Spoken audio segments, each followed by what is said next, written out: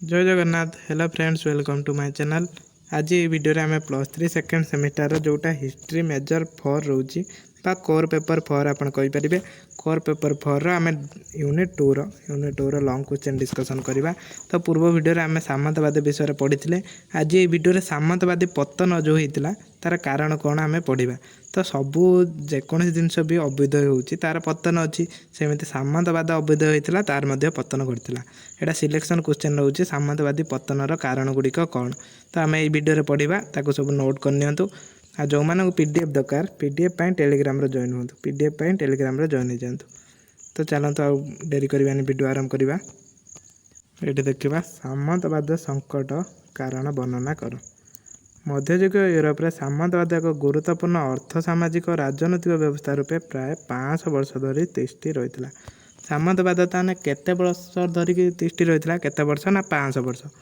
साधारण गृहीत नवम शताब्दी चतुर्दश शताब्दी पर्यंत यही व्यवस्था यूरोप महादेशर निज प्रधान बजाय रखिथिबारु एही समय को सामंतवादी युग बोली अभिहित करागला। यही समय कौन होता, ये जो नवम शताब्दी चतुर्दश शताब्दी पर्यंत सामंत माने निज प्रधान बजाय रखिथिबारु एही युग को सामंतवाद युग कहगला। किंतु कालक्रमे यही व्यवस्था अनेक संकट और दोष दुर्बलता परिलक्षित है। यह क्रमशः एक अनावश्यक व्यवस्था रूपे मन होगा लगिला। कौनटा गोटे अनावश्यक व्यवस्था रूपे मन होगा लगिला। ये समस्त संकट धीरे धीरे सामंतवादी पतन प्रक्रिया को त्वरान्वित करथिला। सामंतवादी अवसान निमंते दायी थिबा विभिन्न कारण गुड़िक सामंतवाद द्वारा संकट रूपे ग्रहण कर जाइथिला। ताने से कारण गुड़ा कौन आमे देखिबा, कौन से कारण गुड़ा रोची। सामंतवादी संकट निमंते प्रचलित विभिन्न मतवाद देखंतु। एटा भी गोटे क्वेश्चन हो पारे, विभिन्न मतवाद लेख 5 मार्किया क्वेश्चन आसीपारे।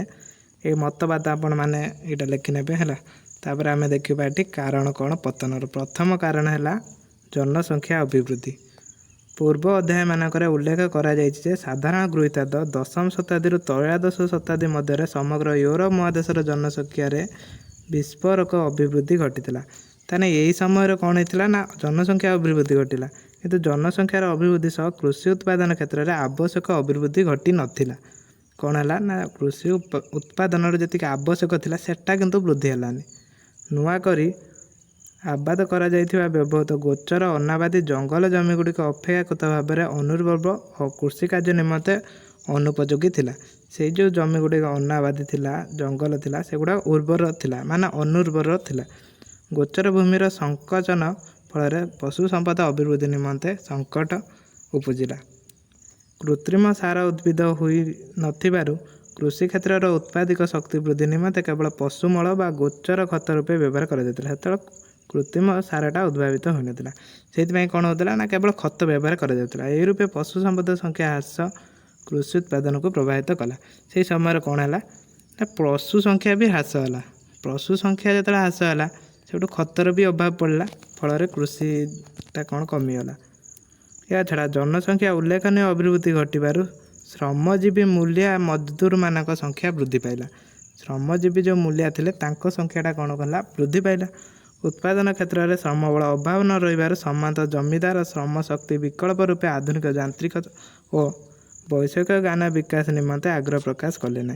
याफल ज्ञान विज्ञान और श्रम संचय करुवा प्रजुक्ति विद्या विकास निमंते आवश्यक पुंजी और पृष्ठपोषकता अभाव परिलक्षित है। फल कौन होता सामंतवादी पतन होता। तापर है सेकेंड कारण खाद्य द्रव्यर मूल्य वृद्धि है। खाद्य द्रव्य जो था मूल्य कौन है ना वृद्धि होता। सामंतवादी युगर प्रथम पर्यायर कृषि क्षेत्र में संप्रसारण सहित कृषि उत्पादन बा फसल अमल अभिवृद्धि घटीला। किंतु चतुर्दश शताब्दीर द्वितीय दशक बेलू अर्थशास्त्र क्रमशमान उपयोगिता भली कृषि अभिवृद्धि ह्रास पाइबाक लगिला। परवर्ती कालर सामाजिक जीवन को यह गभीर भाव में प्रभावित करथिला। कृषि उत्पादन क्षेत्र में दिनक दिन वृद्धि पाउथबा एही ह्रास द्वारा निमंते द्वादश त्रयोदश शताब्दी पतित अनाबादी जमी गुड़िक अनाबादी आबाद करने को आंदोलन मुख्यतः दायी थिला। जनसंख्या अभिवृद्धि सहित यही वर्धित जनसमुदाय निमंते अधिक कृषि भूमि आवश्यक अनुभूत है।